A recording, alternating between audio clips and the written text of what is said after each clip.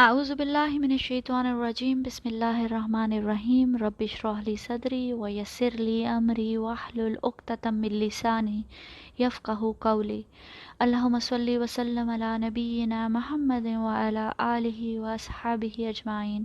السلام علیکم ورحمۃ اللہ وبرکاتہ۔ آج ہم سورہ فاتحہ کی نیکسٹ آیت یعنی آیت نمبر 2 کریں گے، الرحمن الرحیم۔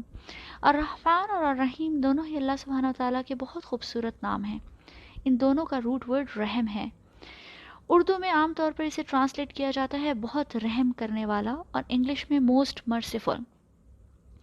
رحم اور مرسی دونوں ہی اچھے ٹرانسلیشنز نہیں ہیں، اس لیے کیونکہ رحم سے ذہن میں ایک ایسا سین آتا ہے کہ کسی بادشاہ کے سامنے قیدی کو لایا جائے اور وہ اسے سزا دینے کے بجائے اس پر رحم کر کے اسے معاف کر دے۔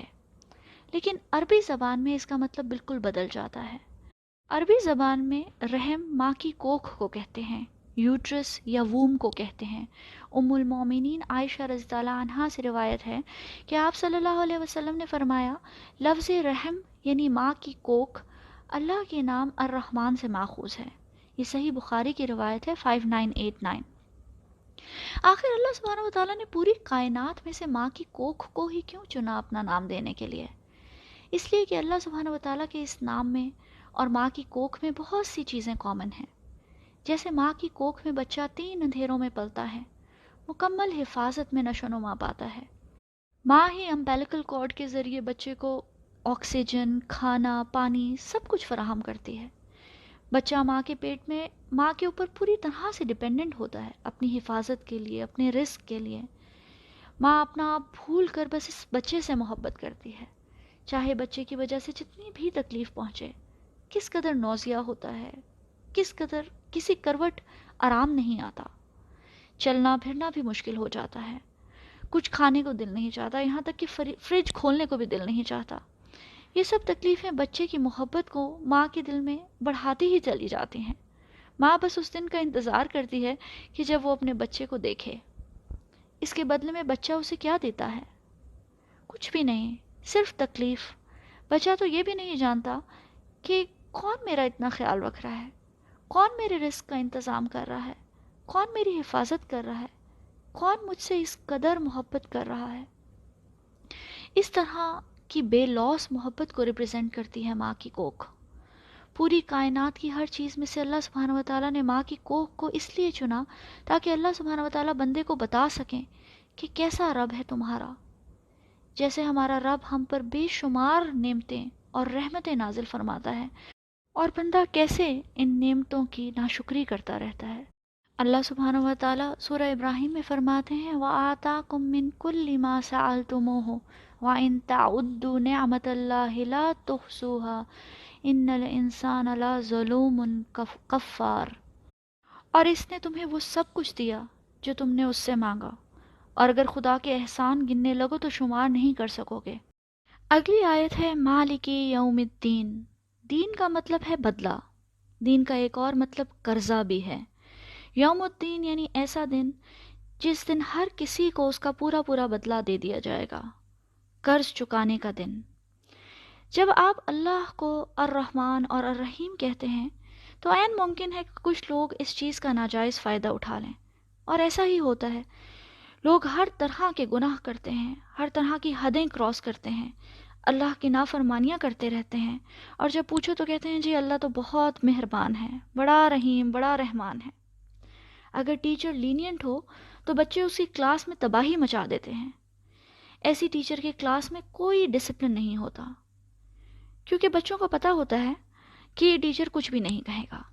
لیکن اللہ سبحانہ وتعالیٰ رحمان ہے، الرحیم ہے، لیکن وہ مالک یوم الدین بھی ہے۔ جب دنیا میں ہم کسی کی نوکری کرتے ہیں تو اس نوکری کے کچھ ڈوز اینڈ ڈونٹس ہوتے ہیں۔ یہ کام کرنا ہے، یہ نہیں کرنا، اتنے بجے آفس آنا ہے، اتنے بجے لنچ بریک ہوگی، یہ آفس ٹائمنگ ہے، اور ہر نوکری کرنے والے کو ان رولز کی پابندی کرنی پڑتی ہے۔ اگر آپ سارا مہینہ محنت کرتے ہیں تو مہینے کے اینڈ پر آپ کو تنخواہ مل جاتی ہے۔ اگر مزدور سارا دن محنت کرتا ہے تو رات کو اسے دہاڑی مل جاتی ہے۔ فرض کریں باس کہتا ہے کہ آپ نے 8 بجے شارپ آفس پہنچ جانا ہے، آپ ایک دن لیٹ ہوں گے تو اسی دن آپ کو نوٹس مل جائے گا۔ روز لیٹ ہوں گے تو شاید 1-2 ہفتوں میں آپ کو نوکری سے ہاتھ دھونا پڑ جائے۔ مزدور کوئی غلطی کرے گا تو اس دن کی تنخواہ کاٹ لی جائے گی، سپروائزر سے ڈانٹ بھی پڑے گی۔ ہم گھر پہ کوئی نوکر یا کوئی ماسی رکھتے ہیں، اچھا کام کرتے ہیں تو ان کے ساتھ ہم اچھا ٹریٹمنٹ کرتے ہیں، ان کو کچھ ایکسٹرا پیسے بھی دے دیتے ہیں، لیکن اگر غلطی کرتے ہیں تو ڈانٹ پڑتی ہے، تنخواہ کاٹ لی جاتی ہے، اور کبھی کبھی نوکری سے بھی نکال دیتے ہیں۔ یعنی دنیا کی نوکریوں میں اچھا کام کرنے کی جزا بھی فوری ہے اور غلطی کرنے کی سزا بھی فوری۔ اسی طرح اللہ سبحانہ و تعالیٰ کی بندگی میں، اللہ سبحانہ و تعالیٰ کی غلامی کے بھی کچھ رولز ہیں، کچھ ڈوز اینڈ ڈونٹس ہیں، کچھ حلال اور حرام ہیں، کچھ ایکسپیکٹیشنز ہیں، کچھ باؤنڈریز ہیں، حدود ہیں۔ اللہ سبحانہ و تعالیٰ سورہ اعراف میں فرماتے ہیں وَقُلُوا وَاشْرَبُوا وَلَا تُسْرِفُوا إِنَّهُ لَا يُحِبُّ الْمُسْرِفِينَ۔ کھاؤ پیو انجوائے کرو موجیں مارو، لیکن حد سے تجاوز نہیں کرو۔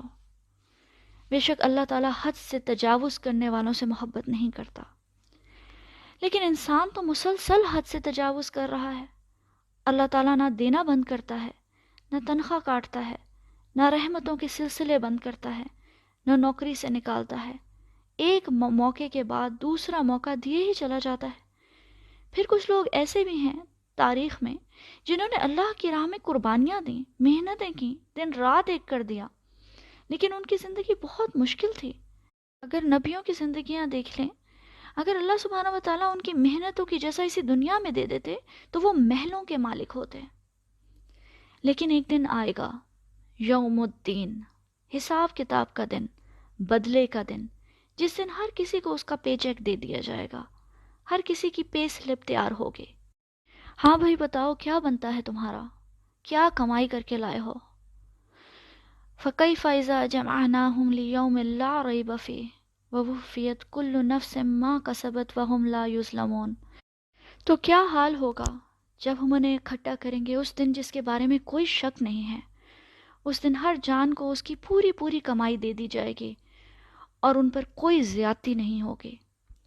یہ دو آیتیں الرحمن الرحیم، مالکی یوم الدین، ڈیسائیڈ کرتی ہیں کہ ایک مومن کے دل کو کیسا ہونا چاہیے۔ ابن قیم نے کہا کہ مومن کا دل اللہ کی طرف سفر کرنے والا ایک ایسا پرندہ ہے کہ جس کا ایک پر امید ہے اور دوسرا پر خوف۔ الرحمن الرحیم امید ہے کہ شاید وہ اپنی محبت میں، اپنی بے انتہا محبت اور اپنی رحمت میں درگزر کرے گا، ہمیں معاف کر دے گا۔ اور مالک یوم الدین خوف ہے، اپنے گناہوں کا خوف، ناکامی کا خوف، کہ اس دن تو ایک ایک چیز کا حساب ہوگا۔ لوگ اس دن اپنے اعمال کی کتاب کو دیکھ کر کہیں گے مالی حاذل کتاب لا یغادر صغیرۃ ولا کبیرۃ الا احصاها۔ یہ کیسی کتاب ہے کہ ہماری کوئی چھوٹی بڑی حرکت ایسی نہیں ہے جو اس میں درج نہ ہوئی ہو۔ وَوَجَدُوا مَا عَمِلُوا حَاضِرًا، اور جو کچھ انہوں نے عمل کیا ہوگا وہ ان کے سامنے، اپنے سامنے حاضر پائیں گے۔ وَلَا يُظْلِمُ رَبُّكَ أَحَدًا، اور تمہارا رب کسی پر ذرا بھی ظلم نہیں کرے گا۔ حضرت عائشہ رضی اللہ عنہا بیان کرتی ہیں کہ رسول اللہ صلی اللہ علیہ وسلم نے فرمایا کہ صحیح عمل کرو، اعلیٰ ترین معیار کے قریب تر رہو، اور اللہ کی رحمت کی خوشخبری کی امید رکھو۔ حقیقت یہی ہے کہ کسی کو اس کا عمل جنت میں داخل نہیں کر سکے گا۔ اس پر صحابہ کرام نے سوال کیا اللہ کے رسول صلی اللہ علیہ وسلم آپ کو بھی نہیں؟ فرمایا مجھے بھی نہیں، سوائے اس کے کہ اللہ مجھے اپنی رحمت سے ڈھانپ لے۔ اللہ سبحانہ و تعالیٰ سے دعا ہے کہ اس دن وہ ہمیں بھی اپنی رحمت سے ڈھانپ لے، اس مشکل دن جب ہمیں اس کی رحمت کی بے انتہا ضرورت ہوگی۔ آمین یا رب العالمین۔ السلام علیکم ورحمۃ اللہ وبرکاتہ۔